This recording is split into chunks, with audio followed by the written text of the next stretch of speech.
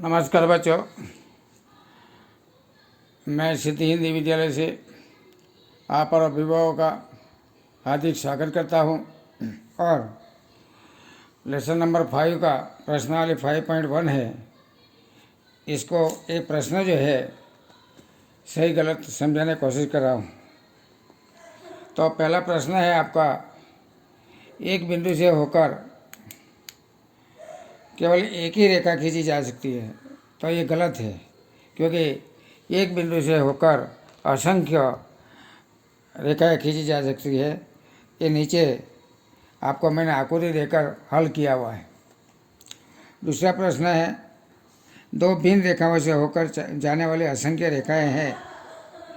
दो भिन्न रेखा के से होकर सिर्फ एक और एक ही रेखा गुजरती है, बाकी एक बिंदु के आगे असंख्य रेखा खींची जा सकती है, दूसरा बिंदु के आगे असंख्य रेखा खींची जाती है, लेकिन दो भिन्न बिंदु के होकर सिर्फ और सिर्फ एक ही रेखा पी क्यू गुजरती है। मैं आकृति द्वारा समझाया हुआ है, गलत है।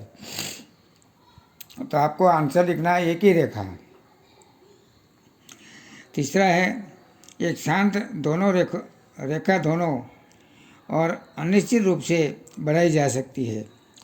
तीसरा जो आपका पॉइंट है ये सही है। क्यों कि रेखाखंड में से जो रेखा बनाया जाए और दोनों पूर्व पश्चिम जो दोनों दिशा है असंख्य अनंत तक उसको बढ़ाया जा सकता है, वो रेखा है। तो ये शांत है, अनंत तक बढ़ाया जा सकता है, ऐसा लिखना ये सही है। तीसरा चौथा प्रश्न है, यदि दो वृत्त बराबर है तो उनकी त्रिज्या बराबर होती है। इसमें ऐसा लिखना, यदि दो वृत्त संपाती हो तो दो वृत्त संपाती हो और उसका केंद्र एक ही हो, दो वृत्त संपाती हो और उसका केंद्र एक ही हो, तो उसमें से उनकी त्रिज्या भी समान होती है।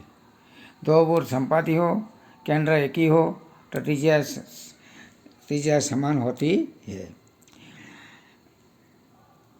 लास्ट में ए बी बराबर पी क्यू बराबर एक्स वाई है, तो ए बी बराबर एक्स वाई होगा। तो ये भी सही है, क्योंकि एक ही वस्तु के बराबर हो तो एक वस्तु जो एक ही बराबर हो तो दूसरे से के बराबर होते हैं, ये सही है। अभी इधर कुछ मैंने 2-3 परिभाषाएं लिखी है। परिभाषा खास याद कर लेना, क्योंकि एग्ज़ाम में परिभाषा आएगी। क्यों है, हार्ड एग्जाम्पल नहीं है। अगर परिभाषा आती हो तो विस्तार से आकृति के साथ करना, जिससे आपका मार्क कटेगा नहीं तो सिर्फ परिभाषा भी नहीं आएगी, एग्जाम्पल नहीं आएगा, तो फेल होने का खतरा है। इसलिए 9 का मैथ थोड़ा हल्का फुल्का नहीं है, थोड़ा मिडल है। तो साथ साथ में आप कॉपी भी बनाना, उसमें ये प्रश्न का उत्तर भी लिखना। पहला है बिंदु।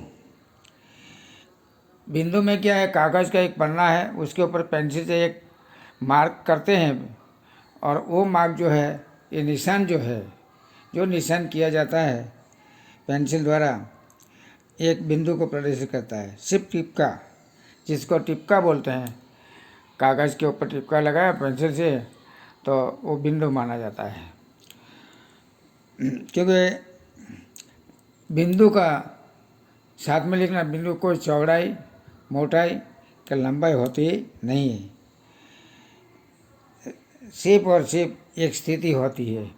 बिंदु यानी एक पेंसिल से लगाया गया निशान टिपका है, उसके लंबाई चौड़ाई और मोटाई भी नहीं है, और वो एक स्थिति जो होती है वही होती है। बिंदु को दर्शाने के लिए ABCD ऐसा अंग्रेजी शब्द से दर्शाया जाता है। रेखा, कोई भी एक कागज़ पर तनी हुई जो दोहरी रस्सी है, ये रस्सी का दोनों ओर अनंत तक बढ़ाया जाए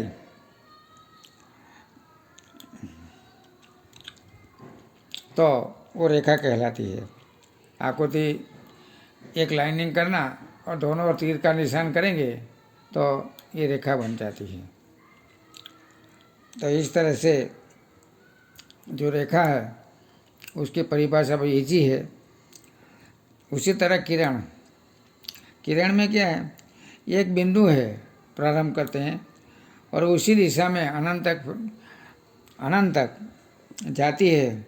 उस किरण रेखा का एक केवल एक अंत्य बिंदु, किरण का एक ही अंत्य बिंदु है रेखा का, एक ही दिशा में अपरिमित रूप से विस्तृत होता है। जैसे ओ से बिंदु है, प्रारंभ करते हैं, अनंत तक दाईं से ये अनंत तक जाती है, तो उसे किरण कहते हैं। तो इस तरह से आप ये परिभाषा याद कर लेना। जय हिंद, जय भारत।